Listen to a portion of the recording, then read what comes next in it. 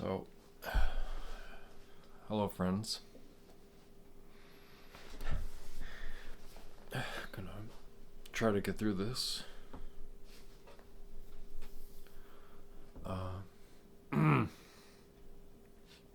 Last night, we took Charlie to an emergency vet because he was showing some kind of unusual symptoms.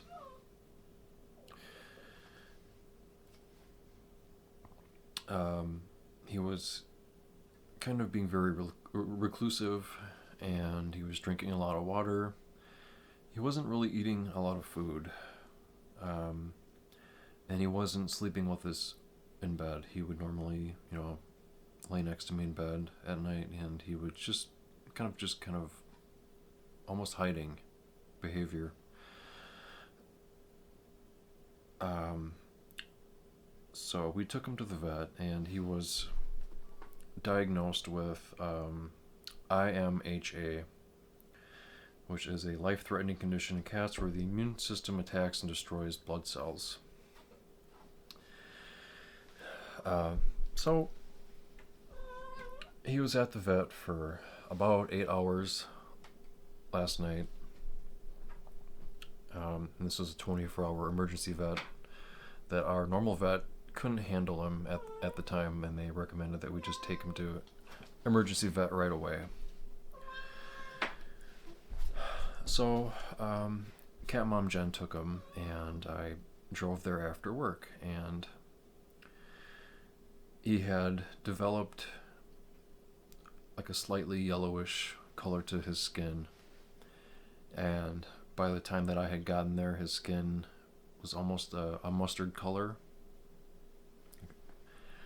And the results showed that he had this illness, and there are different causes for this illness, but it is essentially a fatal illness, and there's really no curing this illness, this disease.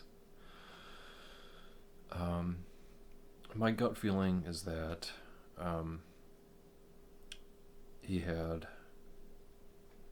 cancer that had spread, and this illness is a possible result from cancer. And Charlie had 3 separate cancer surgeries throughout the years. The most recent one being,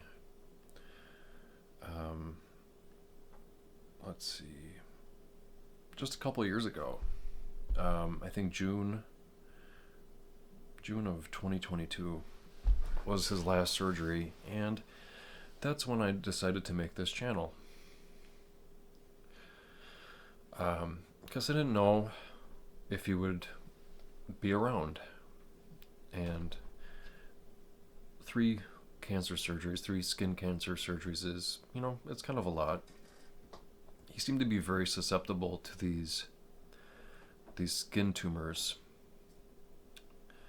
And, we had them removed each time. But I think when I made this channel in 2022, I knew that he was probably on borrowed time.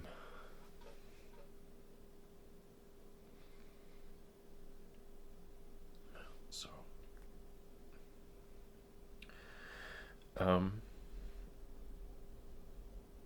he meant a lot to us.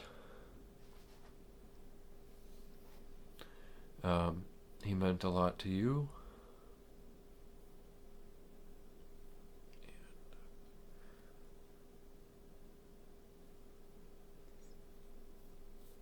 We did the best we could.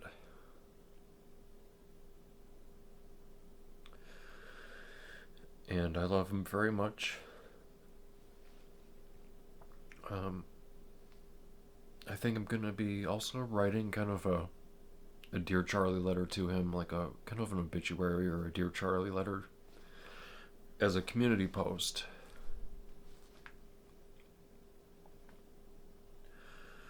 But as for this channel, I think this will be my last video on this channel.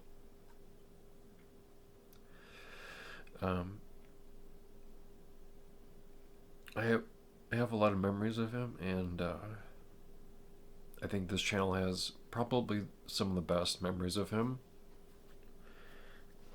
Uh, I kind of look back sometimes and I wonder what I could have done differently.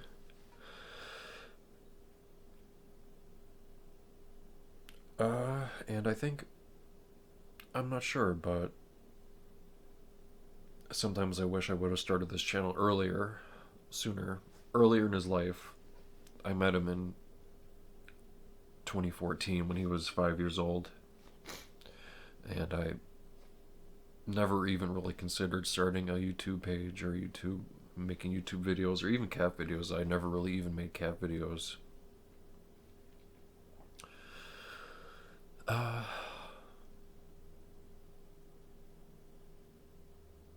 but he was very unique. It took years for him to gain my trust and to become my friend.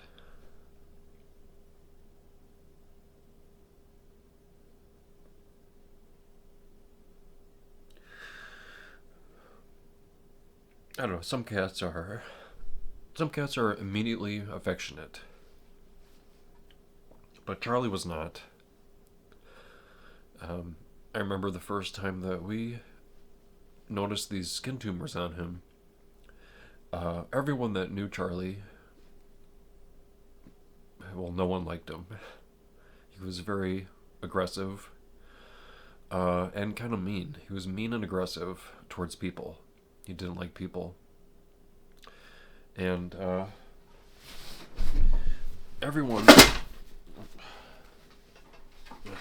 This is we got this drawing of him. It's a very cute pencil drawing of Charlie from when he was younger. But everyone thought that he wasn't worth the surgery, including me. I didn't like him either. And I had only known him for a couple months, and I told Jen, this cat is the devil. He's awful. He's a horrible cat. Just don't bother with him. Just let him die. And all of her friends were also had a similar viewpoint. Just let him die. He's a horrible cat. He hates people. He's mean. He's aggressive. He's 5. You think cats would grow out of that kind of behavior at 5, but Charlie did not grow out of that behavior at all. He was full throttle, hunting us up and down stairs when we lived in that small apartment, hunting us up and down stairs, biting us, biting our feet, just biting us, not affectionate at all. He was a wild cat, very aggressive, but it took 2 or 3 years for him to gain my trust and become my friend, and I would say he mellowed out when he was probably 8 or 9 years old. He mellowed out, and he would even become affectionate towards family friends and my mom, Cat Grandma Sheila, Lisa and Craig, family friends. He warmed up to them finally. It took 15 years, but he warmed up to other people, and he was such a sweet guy. I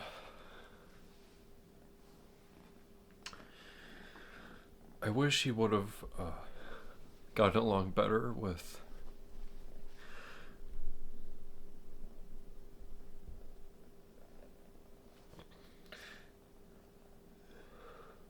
I wish he would have gotten along better with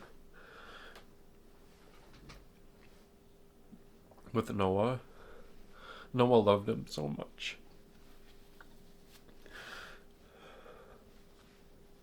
Noah's like, great, I got a big brother to look up to.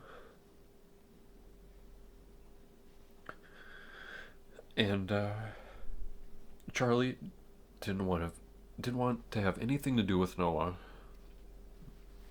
Noah's instantly affectionate towards everyone, essentially.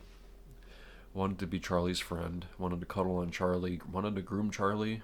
But Charlie was just not having it, and that's the way it was for these 2 years. We've had Noah for 2 years now, and Charlie was never affectionate towards any of the other cats. And Willow and Ash, they also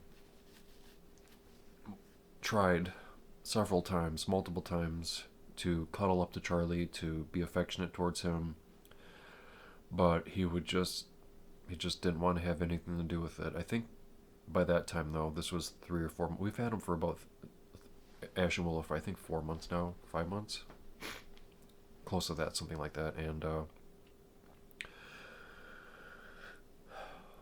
I think by that time he was in a lot of pain. I think Charlie was in a lot of pain. He had arthritis, and I'm almost 100% positive that his cancer had already spread, and he was already well into this disease, this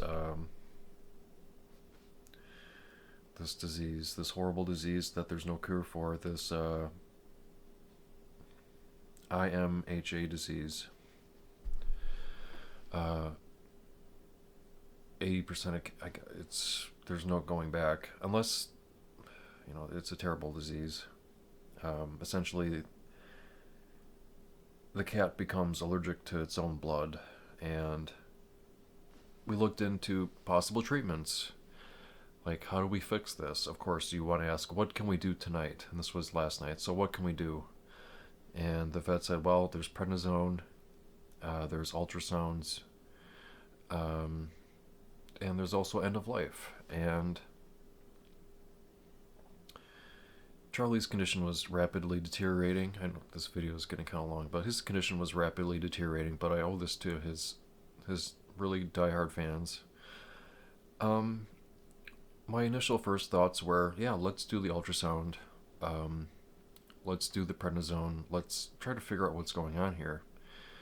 And I could just slowly see him slipping away at this emergency vet.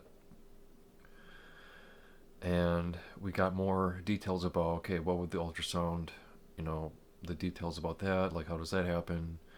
He's got to be sedated for that. He's got to do this and that. And it might show nothing, or it might show a giant cancerous tumor. The prednisone, that route, might have provided some relief, but there is no cure, and it would just kind of be kicking the can down the road.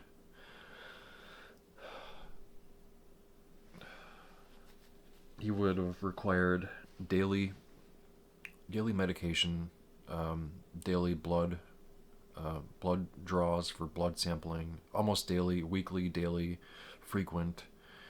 We'd have to take him to the vet almost every day for this blood transfusions, and he hates going to the vet. And the last couple times he went to the vet, he didn't really put up a fight, which is kind of unusual for him. He went to his most recent arthritis injection, and he didn't hiss, he didn't do anything. He just got the shot. He didn't put up a fight or anything. That should have been an instant clue as to there's something wrong with him. That's not his typical behavior. So, after gathering all the information and weighing his options from the doctors, they said that untreated, he's got 2 to 7 days. With the treatment, the prednisone, and possibly doing chemotherapy, going down that route, possibly 4 months of going in and out of clinics, blood draws, chemo, and he's already got arthritis, and I could just not see doing that to him. The quality of life is just not there. He would hate it. He'd hate living, and I couldn't do that to him. So, we decided to do end of life. And it's the most difficult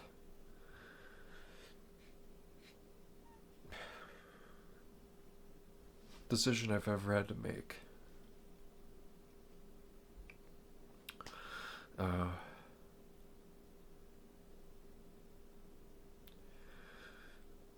he, the nurse and the doctor, put the catheter in his leg, and they wanted to know when we were ready to do it, and we wrapped him in a blanket.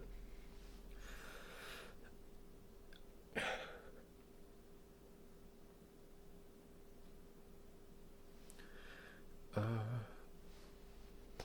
and a couple of minutes later, he died in my arms.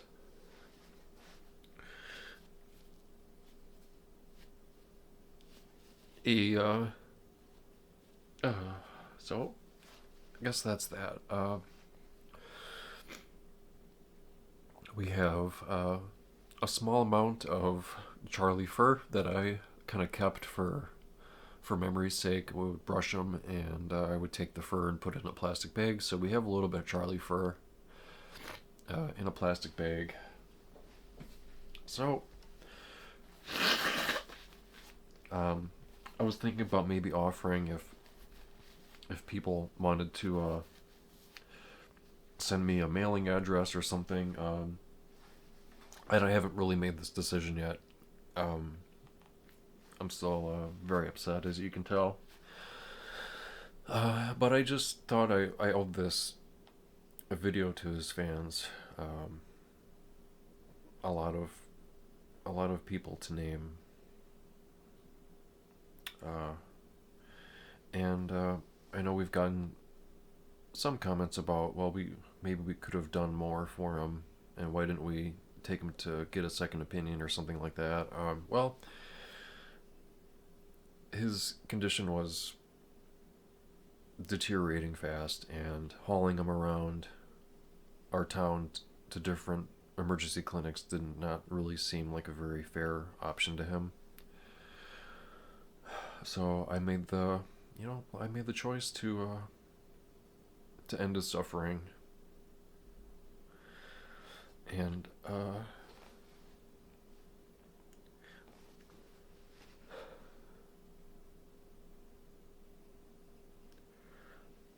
I hope to see him in heaven one day. I miss him terribly. And it's only been one day. I cried myself to sleep last night. I think I got like 2 or 3 hours of sleep. I kept waking up and looking at his cat bed where he normally sleeps, and of course he's not there. He's not in his cat tree. He's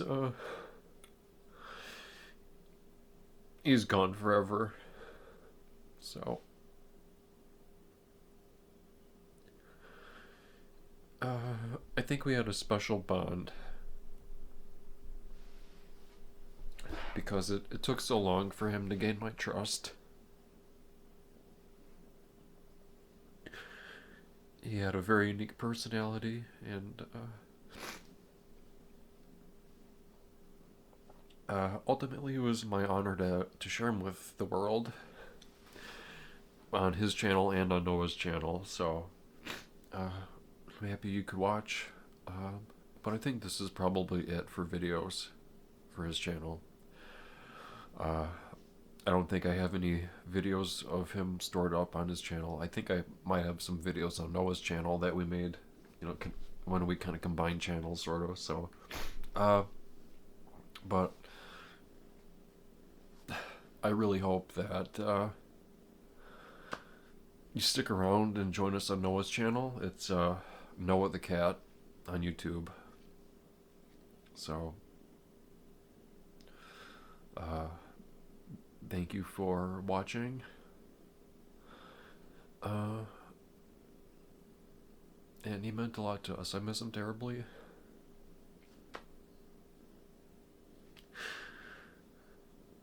I just, I